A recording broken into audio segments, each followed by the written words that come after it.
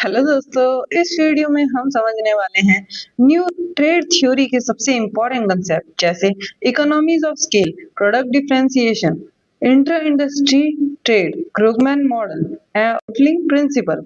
हम देखेंगे कि क्यों सिमिलर कंट्रीज भी आपस में ट्रेड करती हैं और कैसे कंज्यूमर प्रेफरेंस, वैरायटी और इम्परफेक्ट कंपटीशन इंटरनेशनल ट्रेड को इन्फ्लुएंस करते हैं। साथ ही exam oriented one liner model और इम्पोर्टेंट स्टेप्स भी कवर करेंगे, बिल्कुल आसान और कंसेप्चुअल तरीके से। और आखिर में हम 10 क्वेश्चंस देखेंगे जो आपको सॉल्व करने हैं। अगर आपने इस थ्योरी को अच्छे से पढ़ा है तो 10 क्वेश्चन आप इजीली सॉल्व कर सकते हैं। चलिए शुरू करते हैं। सबसे पहले हम देखेंगे कोर थीम। कोर थीम क्या है? Traditional trade theories explain trade using comparative advantage, factor, endowment.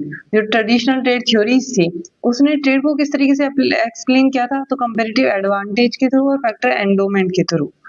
But new trade theory explains trade even between similar countries, similar technologies, similar factor endowments। जो पुराने वाली ट्रेड थ्योरीज थी वो कैसे explain करती थी? एक तो कंपैरेटिव एडवांटेज रिकार्डो का, फैक्टर एंडोमेंट, इनके थ्रू है ना ट्रेड को एक्सप्लेन करती थी, है ना। लेकिन जो नई ट्रेड थ्योरी है वो ट्रेड को एक्सप्लेन करती है एक सिमिलर कंट्रीज में, सिमिलर टेक्नोलॉजी और सिमिलर फैक्टर एंडोमेंट होने के बावजूद उनके अंदर ट्रेड होता है, उसके बारे में एक्सप्लेन करती है।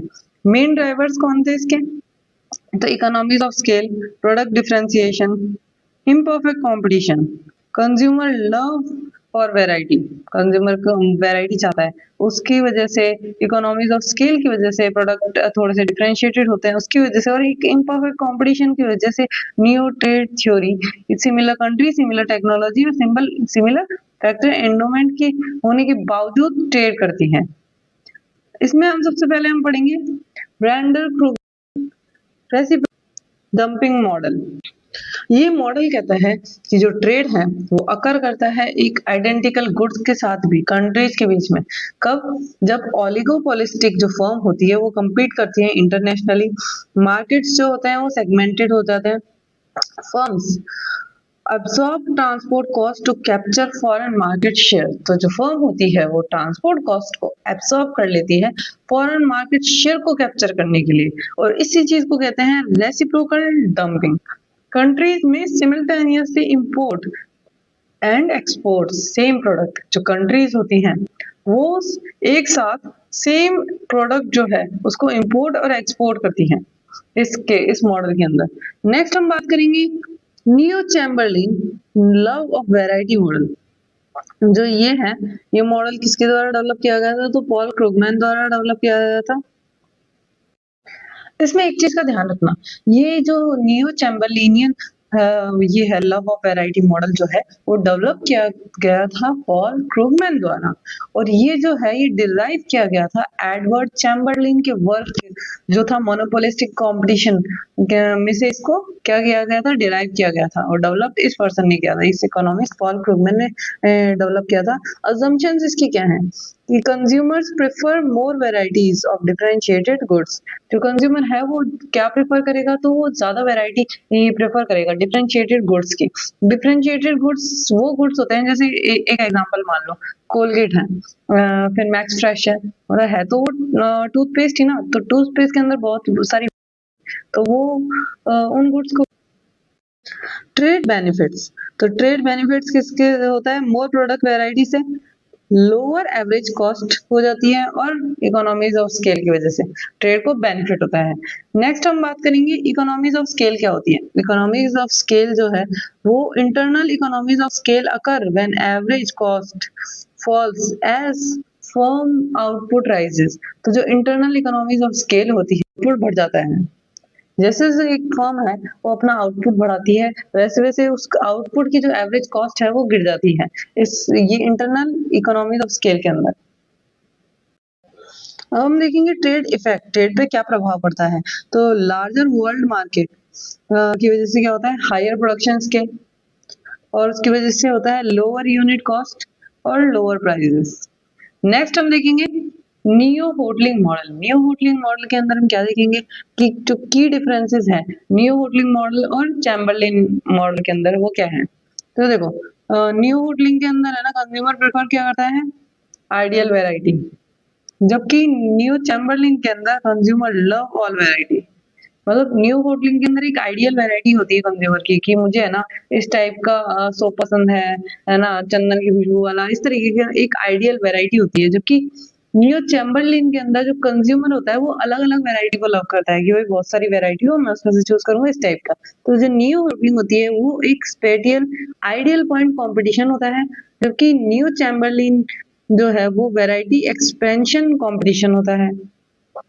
न्यू होटलिंग के अंदर जो प्रोडक्ट लोकेशन इंपॉर्टेंट है ना, और जो ये है न्यू चैम्बरलिन के अंदर नंबर ऑफ वैरायटी इंपॉर्टेंट है। इस चीज का ध्यान रखना। जो ये है न्यू होटलिंग मॉडल, ये किस पे बेस्ड था, हेरोल्ड होटलिंग लोकेशन मॉडल पे बेस्ड था। स्पेटियल कंपटीशन होता है इसके अंदर, और ये न्यू चैम्बरलिन के अंदर वैरायटी बहुत जरूरी होती है। नेक्स्ट हम देखेंगे प्रोडक्ट डिफरेंशिएशन के बारे में। अब प्रोडक्ट डिफरेंशिएशन क्या होता है, तो इसमें प्रोडक्ट डिफरेंशिएशन के अंदर दो तरह के प्रोडक्ट डिफरेंशिएशन होते हैं, एक हॉरिजॉन्टल और एक वर्टिकल। सबसे पहले हम देखते हैं हॉरिजॉन्टल डिफरेंशिएशन क्या होता है।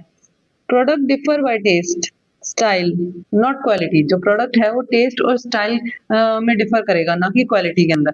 जैसे कि एग्जांपल मान लो blue T shirt versus green T shirt, मतलब और दूसरा एग्जांपल मान सकते हो कि एक सेम कंपनी की आइसक्रीम है और उसके फ्लेवर्स अलग अलग हैं, तो उसे कहते हैं हॉरिजॉन्टल डिफरेंशिएशन।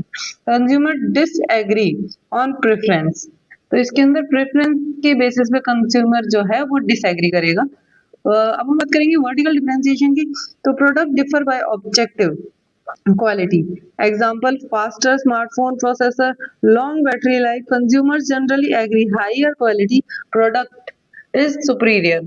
जो ये है वर्टिकल डिफरेंशिएशन, इसके अंदर क्वालिटी के अंदर डिफरेंसेस होंगे। फॉर एग्जांपल अगर दो स्मार्टफोन है, तो जो स्मार्टफोन फास्टर चलता है, जिसका प्रोसेसर फास्ट चलता है, तो जिसकी बैटरी लॉन्ग लाइफ है, तो कंज्यूमर उससे प्रेफर करेगा। तो कंज्यूमर एक हायर क्वालिटी प्रोडक्ट को प्रेफर करेगा लोअर क्वालिटी प्रोडक्ट से, तो उसे कहते हैं वर्टिकल डिफरेंशिएशन।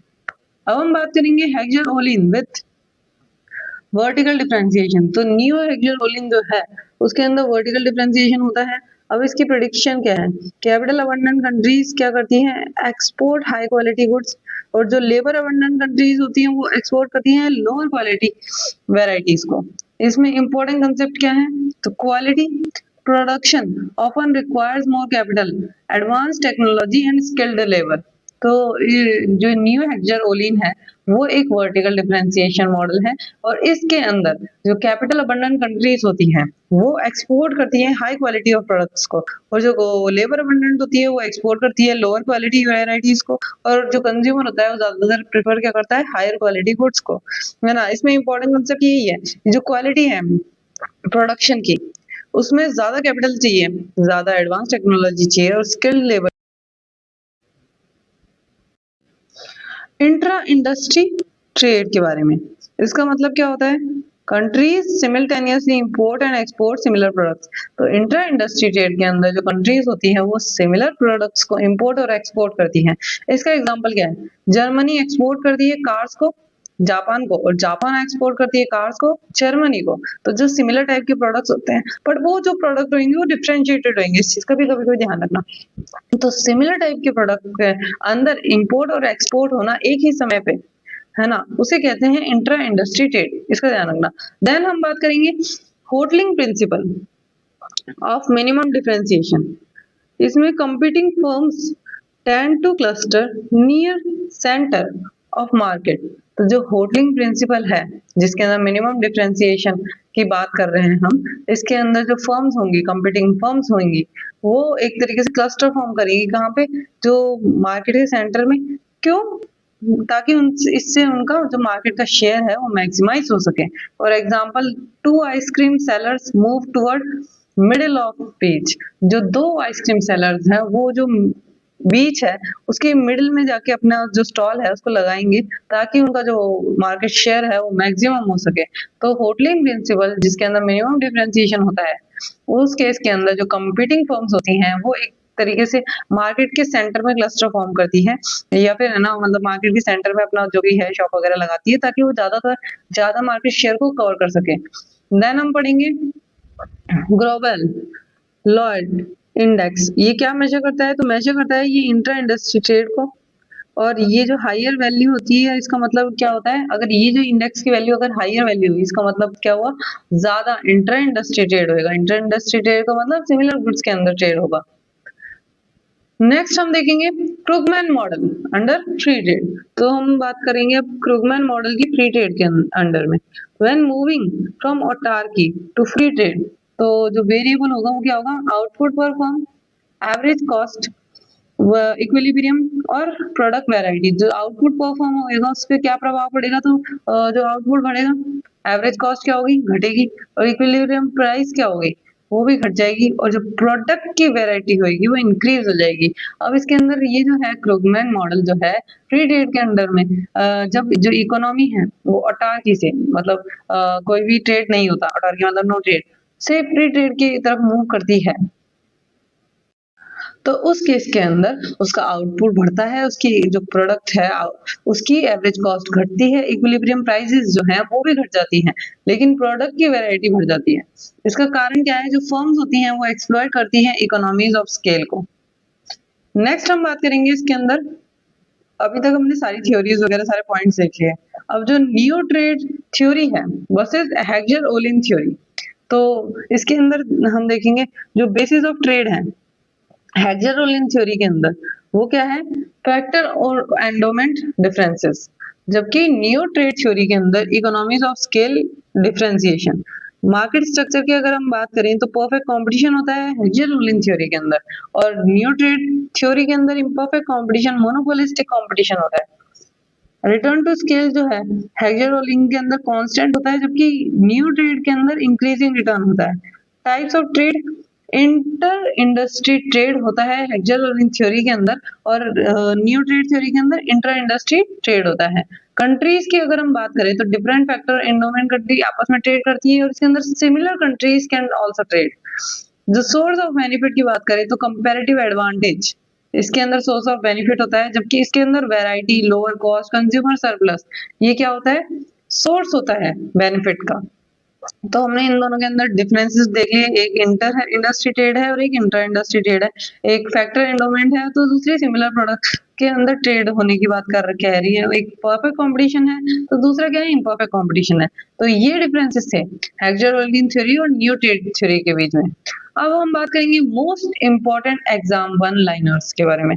ये एक लाइन के अंदर जो मोस्ट इंपॉर्टेंट एग्जाम से रिलेटेड है उस चीजों के बारे में हम देखेंगे। तो देखो, जो न्यू ट्रेड थ्योरी है वो क्या एक्सप्लेन करती है? तो वो सिमिलर कंट्रीज के अंदर जो ट्रेड होता है उसके बारे में एक्सप्लेन करती है। और जो क्रुगमैन होता है उसने क्या एम्फसाइज किया था? तो Krugman emphasise economies of scale और प्रोडक्ट की वैरायटी। जो न्यू चैम्बरलिन मॉडल है वो लव ऑफ वैरायटी से रिलेटेड है। न्यू होडलिंग मॉडल है वो आइडियल वैरायटी प्रेफरेंसेस से रिलेटेड है। वर्टिकल डिफरेंशिएशन का मतलब होता है क्वालिटी डिफरेंसेस, हॉरिजॉन्टल डिफरेंशिएशन का मतलब होता है टेस्ट प्रेफरेंस। जो ये है मिल्च मॉडल जो है वो इंट्रोड्यूसेस हेट्रोजीनियस फॉर्म्स, उसने हेट्रोजीनियस फॉर्म को इंट्रोड्यूस किया था। जो ग्लोबल लॉयड इंडेक्स जो है वो मेजर करता है इंटर इंडस्ट्री ट्रेड को, जितना ज्यादा इंडेक्स होगा उतना ही ज्यादा इंटर इंडस्ट्री ट्रेड होगा। रेसिप्रोकल डंपिंग अकर कब होता है? ऑलिगोपोलिस्टिक इंडस्ट्री के अंदर अकर होता है। जो फर्म्स होती हैं वो क्लस्टर फॉर्म करती है होटलिंग मॉडल के अंदर, सेंटर के अंदर मार्केट के। अब हम बात करेंगे high yield concept. High yield concept के अंदर हम कंसेप्ट देखेंगे और उसके की पॉइंट देखेंगे। जैसे रेसिप्रोकल डंपिंग, ये क्या है? टू वे ट्रेड है आइडेंटिकल गुड्स के अंदर। मोनोपोलिस्टिक कंपटीशन की वजह से इकोनॉमीज ऑफ स्केल जो है वो एवरेज कॉस्ट फॉल होती है, आउटपुट राइज होता है। इंट्रा इंडस्ट्री ट्रेड की बात करें तो सिमिल्टेनियस गुड के अंदर इंपोर्ट और एक्सपोर्ट होता है सेम कंट्रीज के बीच में। वर्टिकल डिफरेंशिएशन जो है वो क्वालिटी डिफरेंसेस है, हाई वर्सेस लो। और जबकि हॉरिजॉन्टल डिफरेंशिएशन है वो टेस्ट और स्टाइल डिफरेंसेस है। मिल्च मॉडल जो है वो productive firm survive and expand and unproductive firms exit, ये इसके बारे में बताता है। अब हम देखेंगे इंपॉर्टेंट नेट जेआरएफ ट्रैप्स। जो इंपॉर्टेंट नेट जेआरएफ ट्रैप्स है, कहाँ स्टूडेंट ज्यादा मिस्टेक करते हैं उसके बारे में हम देखेंगे। तो देखो, new trade theory depends only on the factor endowment differences, तो ये गलत है ना? करेक्ट क्या है? ये डिपेंड करती है इकोनॉमीज ऑफ स्केल और प्रोडक्ट डिफरेंशिएशन पे। फिर हम बात करेंगे vertical differentiation colour style differences पे रिलेटेड है तो गलत है, क्योंकि हॉरिजॉन्टल डिफरेंशिएशन रिलेटेड है इस चीज से, कलर स्टाइल से, और वर्टिकल क्वालिटी से। अब हम बात करेंगे मेलिट अज्यूम आइडेंटिकल फॉर्म्स। तो मेलिट अज्यूम करता है आइडेंटिकल फॉर्म को, तो ये स्टेटमेंट गलत है, क्योंकि अज्यूम हेट्रोजीनियस फॉर्म्स प्रोडक्टिविटी। तो ये जो मेर्ज है वो हेट्रोजीनियस फॉर्म की प्रोडक्टिविटी को अज्यूम करता है, न कि आइडेंटिकल फॉर्म्स को।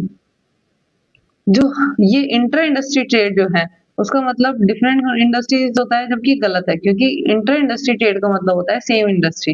होटलिंग को प्रिडिक्ट करना मैक्सिमम डिफरेंशिएशन से, तो ये गलत है, क्योंकि होटलिंग जो है वो प्रिडिक्ट करती है मिनिमम डिफरेंशिएशन। और जो सेंटर मतलब जो फर्म्स वगैरह हैं वो मार्केट के सेंटर में क्लस्टर फॉर्म करती है ज्यादा से ज्यादा मार्केट शेयर को कवर करने के लिए। और इसके अंदर है ना, होटलिंग के अंदर मिनिमम डिफरेंशिएशन होता है, इस चीज का ध्यान रखना। क्रूगमैन मॉडल जो होता है वो एलिमिनेट करता है मोनोपोलिस्टिक कंपटीशन, तो ऐसा नहीं है। जो क्रूगमैन मॉडल होता है वो मोनोपोलिस्टिक कंपटीशन पे ही बेस्ड होता है। अब हम बात करेंगे, हमने ये थ्योरी पढ़ ली, न्यू ट्रेड थ्योरी जो थी उसको हमने क्लियर कर लिया, उसके बारे में पढ़ लिया, प्रोडक्ट डिफरेंशिएशन के टाइप्स पढ़ लिए। अब हम इस थ्योरी से रिलेटेड देखेंगे practice question. UGC net JRF से रिलेटेड ये 10 प्रैक्टिस क्वेश्चन है जो आपको सॉल्व करना है। अगर आपने अभी थ्योरी अच्छे से पढ़ी है तो इन 10 प्रैक्टिस क्वेश्चंस को आप इजीली सॉल्व कर सकते हैं।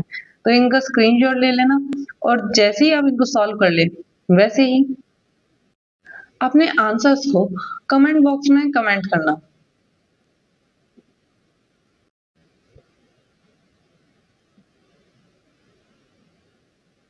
तो वीडियो को पॉज करके इन क्वेश्चंस को सॉल्व कर लेना, या फिर आप इनका स्क्रीनशॉट भी ले सकते हैं।